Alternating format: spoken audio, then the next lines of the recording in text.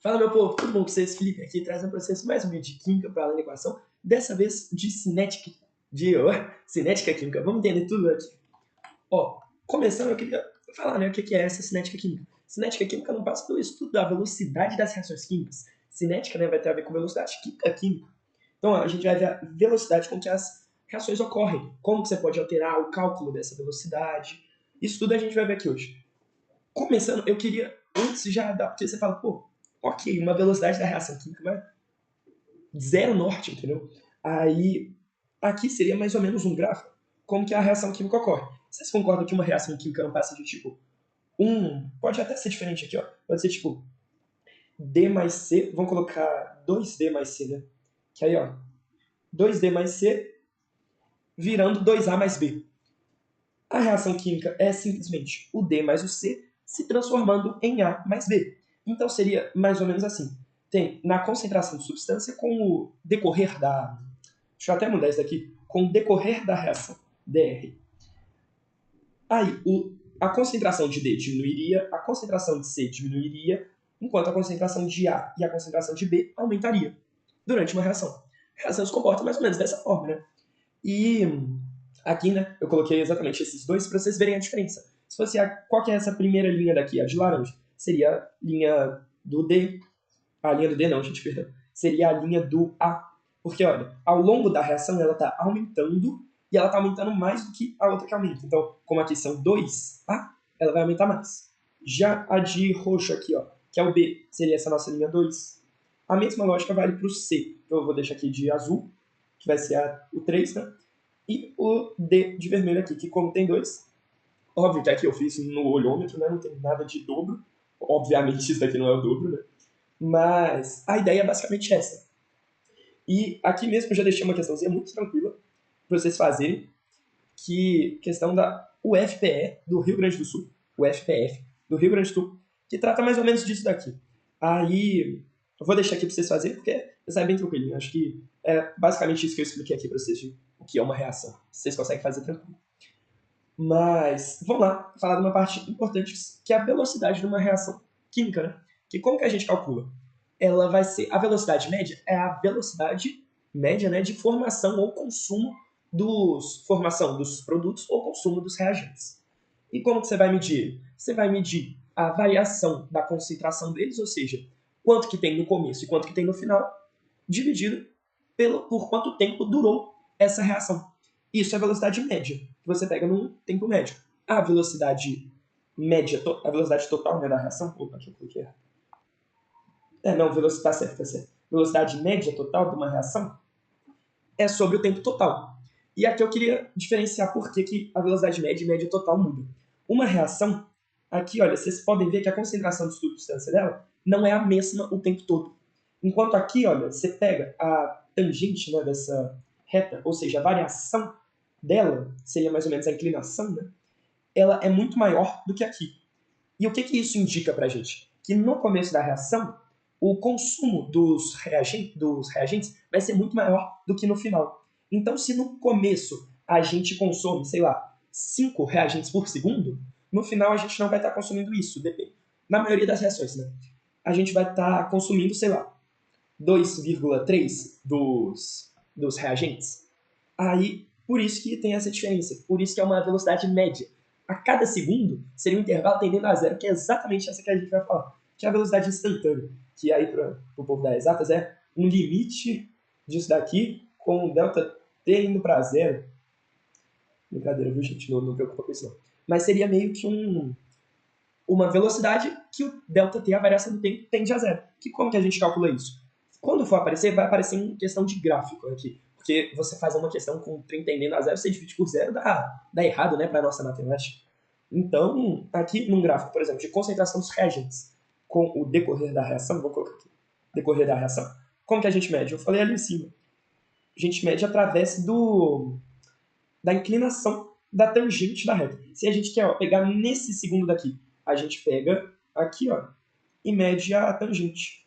Traça uma reta tangente a esse ponto, né? E mede a inclinação dela.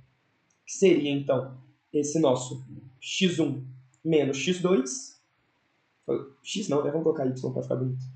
Com o x seria o y1 menos o y2 dividido por x1 menos x2, que é igual a tangente dessa reta daqui, né? Se a gente traça aqui um... Opa, calma que travou. Um θ, seria mais ou menos a tangente de θ, vai dar essa inclinação da reta. Tranquilo até agora?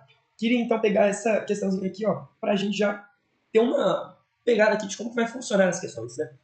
Num determinado meio ocorre essa reação e observou-se a seguinte consideração de N2O5 em função do tempo. Tá vendo que vai diminuindo aqui a cada intervalo de tempo? Ok, que eles são diferentes, né? No caso daqui para aqui 120, daqui para aqui é 240, vai mudando, mas vai diminuindo. E a gente quer a média do tempo de 3 minutos a 5 minutos. Aqui está por segundo, aqui é 3 minutos, aqui é 5 minutos. Né? Então a gente pega, lembrando que isso daqui, além de tudo, é o módulo, esqueci de colocar aqui, mas é o módulo dela. Então a gente pega o 180, que vai ser a final. Aqui, ó, não, aqui eu coloquei errado, gente, calma aí. Então, gente, perdão pelo erro, mas aqui é a variação final menos a inicial, o módulo dessa variação. No final das contas, por conta do módulo, vai dar a mesma coisa, mas vamos colocar o 3 certinho. Então, ficaria 180 menos 200, 0, isso, né? Que daria o módulo disso. Deixa eu colocar certinho aqui, não precisa. 0,18 menos 0,20. O módulo disso vai ser igual a 0,02 dividido pelo tempo, que é de 2 minutos. Aqui, olha, minuto. E lembrando que aqui em cima está mol vezes litro a menos 1. Ou seja, esse menos 1 faz com que o litro venha dividindo aqui, assim. Mol por litro. Aí a gente coloca menos 1 que fica mais bonito, né? Corta 2 com 2, aqui fica 1, aqui fica 1. A gente tem, então, 0,01 mols por litro de N2O5 por minuto ainda. E a gente quer a formação a velocidade média da reação. Você poderia deixar dessa forma, né? Só que não ficaria melhor. Mentira, aqui está dando em minuto. Você pode deixar em minuto. Aqui está dando em segundo, né? Mas o trem pede em minuto, então você pode deixar em minuto tranquilo. Um negócio que tem que ficar muito atento é exatamente a isso, a mudança do tempo, da concentração, as unidades de medida, né? Sempre química, física, ficar muito atento nesses negócios. Seguindo aqui, um negócio que eu queria falar com vocês era dessa dependência da mais lenta. Vocês provavelmente devem ter visto aqui, pensei, o que esse cara está falando?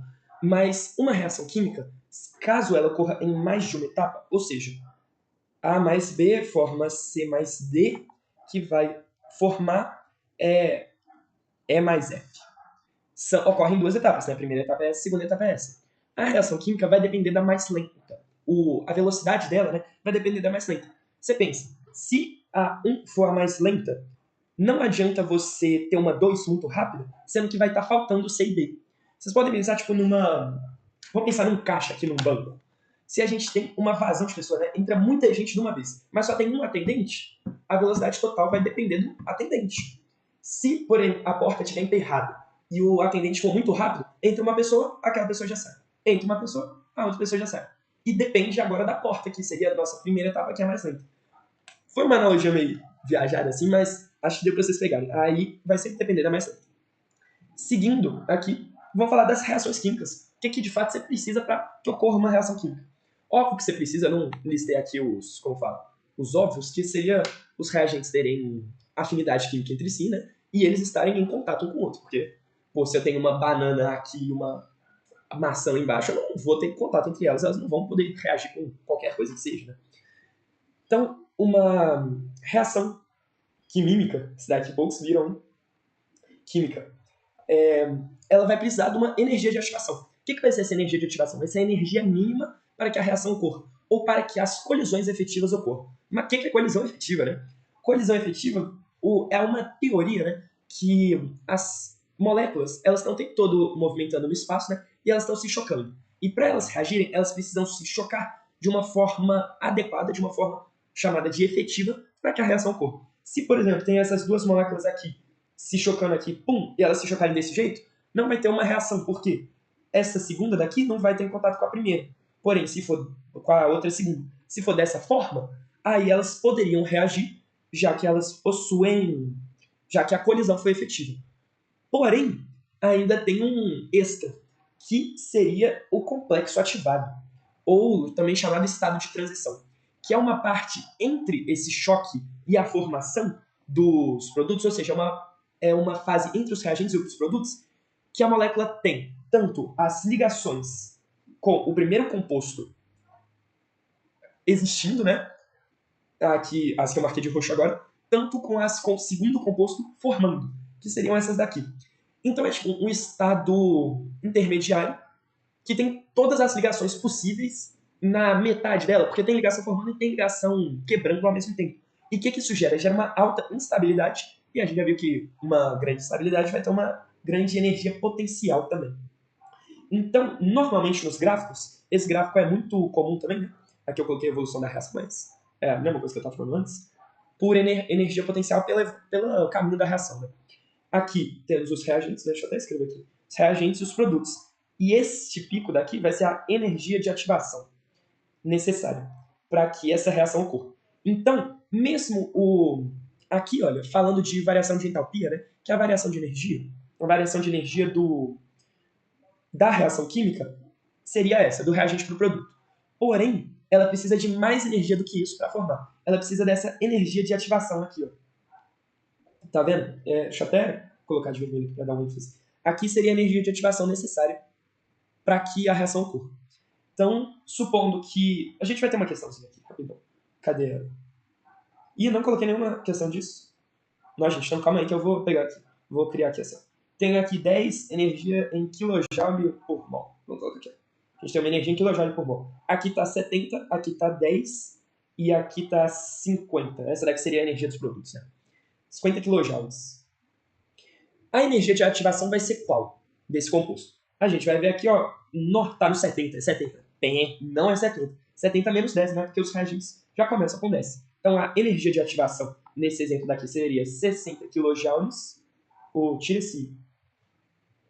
pode ver. Aí, ó, seguindo, a variação de energia, né, a energia total desse sistema, que vai estar recebendo uma reação endotérmica, porque está recebendo energia, né? Deixa eu colocar aqui, endotérmica, e essa energia vai ser igual a energia total dos produtos menos a energia dos reagentes, que vai ser igual, então, a 50 menos 10, 40 kJ por mol. Vocês percebem, então, que independente dessa energia de ativação, a energia total vai ser a mesma? Que aqui, olha, se a gente colocar assim, ó, o negócio, que tá feio pra caramba, né, mas vocês entenderam. Se fosse dessa forma assim, a energia total permaneceria a mesma. Já a energia de ativação seria diferente. Isso é um processo, essas diferenças de energia, né, a gente, como fala? Se dá muito da lei de Hess, que fala que a energia do caminho é sempre a mesma. Vocês lembram, não? Do outro videozinho aqui, ó? Não tá escrito aqui. Mas não vai se alterar. Aí, aqui seria meio que um princípio do catalisador, essa segunda, que a gente vai ver mais pro final, né?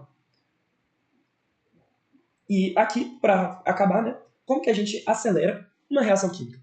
Você pensa, tem duas coisas que a gente pode fazer para que elas acelerem, para que elas precisam das colisões efetivas e da energia de ativação. Primeiro, das colisões efetivas. A gente tem duas principais formas e outras três formas. Duas vão depender do estado físico e o estado físico vai ser meio óbvio.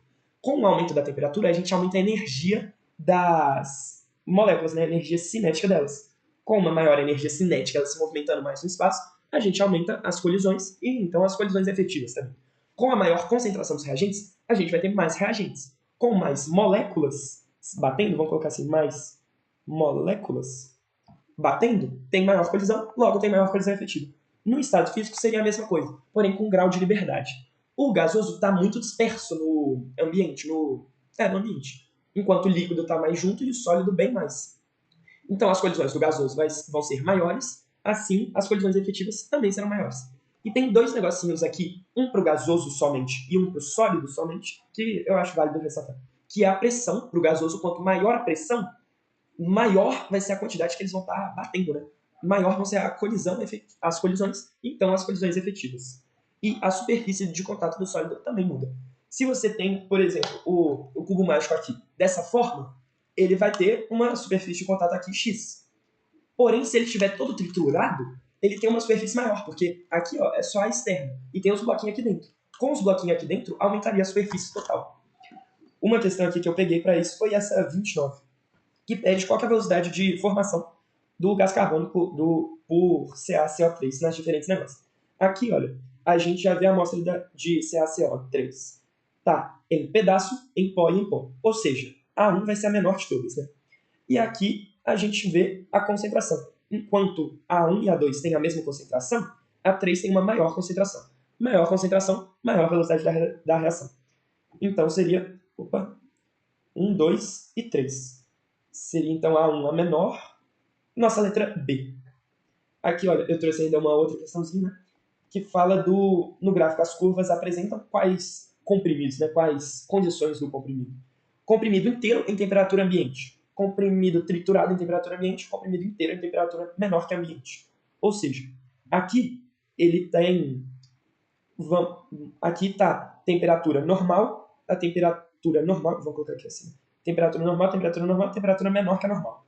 Ou seja, esse daqui tá mal, esse 3. Enquanto a superfície de contato, aqui está inteiro, aqui está triturado, ou seja, menor, e aqui está inteiro. A superfície de contato do triturado vai ser maior, na verdade. Falei menor, mas é porque tem pedaços menores.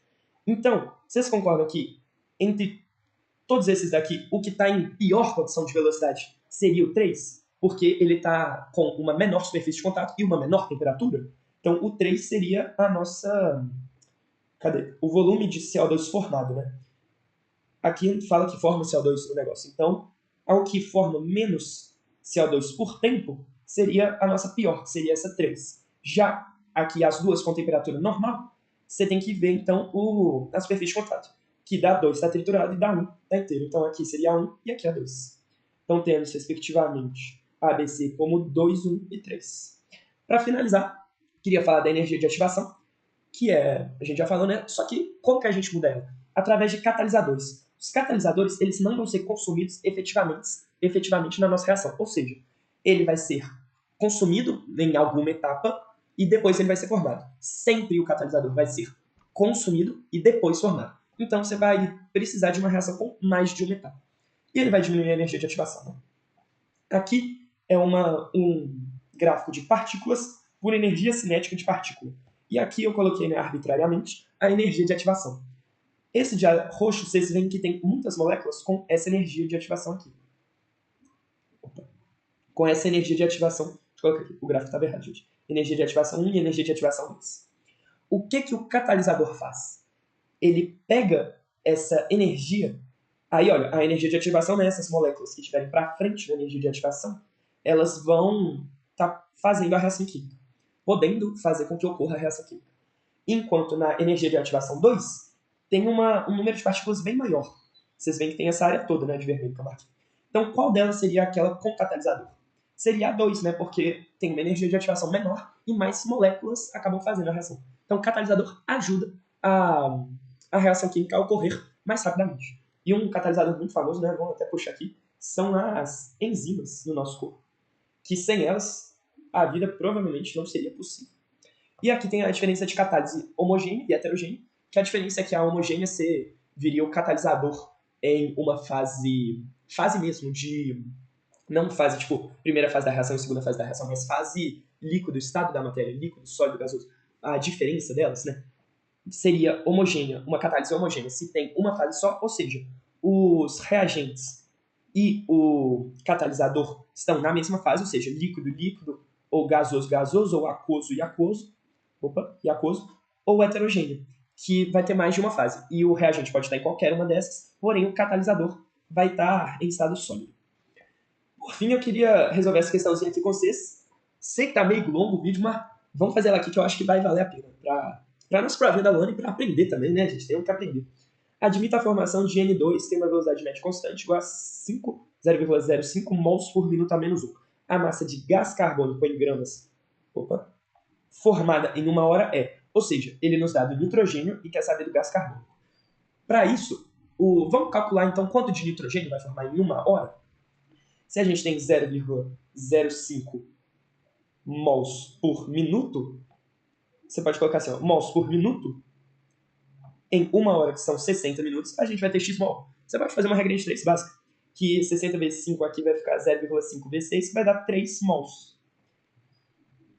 E então a gente forma 3 mols de nitrogênio gasoso em uma hora. Quantos de gás carbônico a gente forma? É a proporção estequiométrica, né? Se aqui forma, para cada 1 mol de nitrogênio, a gente forma 4 de gás carbônico, para 3 mols de nitrogênio, a gente vai formar 12 mols de CO2. Aqui, ó, mols de N2, nitrogênio.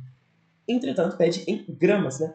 Aqui a grama, a massa molar do carbono é 12, do oxigênio é 16, porém multiplica por 2 dá 32. 32 mais 12, 44 gramas por mol é a massa molar do gás carbônico. Então a gente tem 12 mols de carbono, de gás carbônico, né? Vai ser 12 vezes 44, 84, 84, 82 vai 1, 528 gramas. É a nossa resposta. Letra E.